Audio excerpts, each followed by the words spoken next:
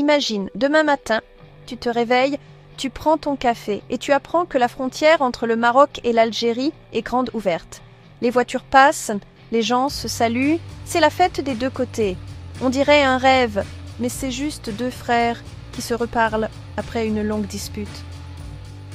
Ce jour-là, ce n'est pas juste une barrière qui tombe, c'est un mur dans nos têtes qui s'effondre. On se rend compte qu'on a le même soleil, la même terre, le même sang. On a les mêmes blagues, le même couscous, les mêmes recettes de thé à la menthe. Ce jour-là, on ne voit plus un Marocain ou un Algérien, mais un cousin, un frère. Nos histoires sont liées, comme les fils d'un tapis. Ce n'est pas de la politique, c'est la vie. Nos parents rêvaient d'un Maghreb uni, fort, fier.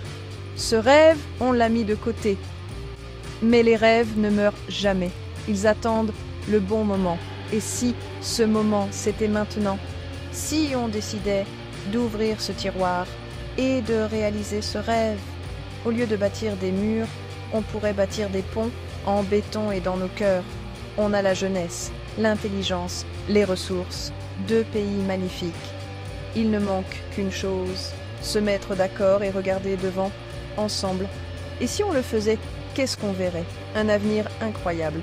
Un avenir où nos enfants ne connaîtront plus cette frontière absurde. Et si demain, on se réveillait enfin voisins? Cette frontière fermée, c'est comme avoir une Ferrari sans clé ni essence. Deux économies qui pourraient exploser ensemble, mais on préfère commercer avec des inconnus. Ouvrir la frontière, bon, c'est des emplois, des écoles, bon, des hôpitaux en plus. Mais le coût n'est pas que financier, il est humain. Des familles séparées, des cousins qui doivent prendre l'avion pour se voir, une génération qui connaît mieux Paris que la ville d'à côté. C'est une richesse humaine et culturelle qu'on laisse mourir. Des projets communs enterrés, tourisme, université, artistes, sportifs. On a des talents, des idées, mais tout est bloqué. On se fait concurrence au lieu de s'entraider, on perd tous. Pendant que le monde avance en bloc, nous, on reste divisés. On parle au monde avec deux voix faibles, alors qu'ensemble, on serait puissant. On négocie séparément, on baisse nos prix, on s'affaiblit. C'est un jeu perdant-perdant. La vraie question, jusqu'à quand va-t-on accepter ce gâchis? Jusqu'à quand va-t-on laisser la division nous coûter autant? Et si on décidait d'arrêter de perdre? Rêvons un peu. Côté énergie, le Maroc, c'est le roi du soleil. Des déserts parfaits pour des fermes solaires géantes. De l'électricité verte pour nous et l'Europe. De l'autre côté, l'Algérie a le gaz, des réserves énormes, une expertise reconnue. Le gaz, c'est essentiel pour la transition, plus propre que le charbon, stable.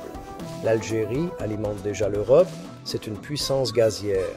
Imagine Maroc et Algérie, deux pièces d'un puzzle énergétique.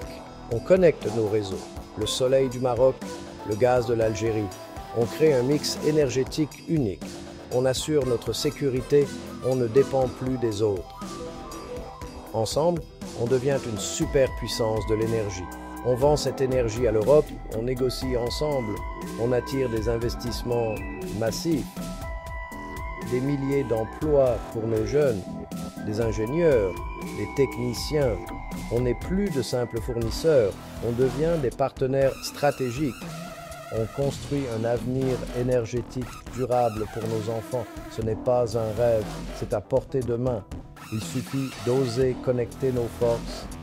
Et si on commençait par là, le soleil et le gaz, ensemble, pour éclairer tout le Maghreb.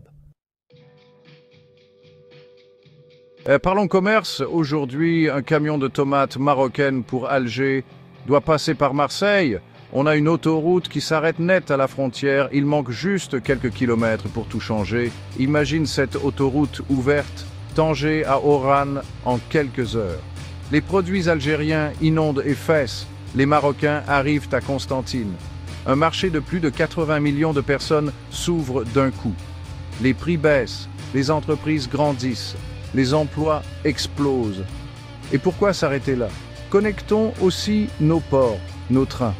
Tanger, Med, Alger, Skikda, Un corridor logistique, Maghreb, Europe, Afrique. Des milliers d'emplois, des PME qui exportent, des artisans qui livrent partout. On ne déplace pas que des marchandises, on déplace des rêves. On libère une énergie entrepreneuriale aujourd'hui bridée. Le Maghreb devient un carrefour mondial. Tout ça à portée de main si on ose ouvrir la route et si on construisait ces autoroutes de l'espoir.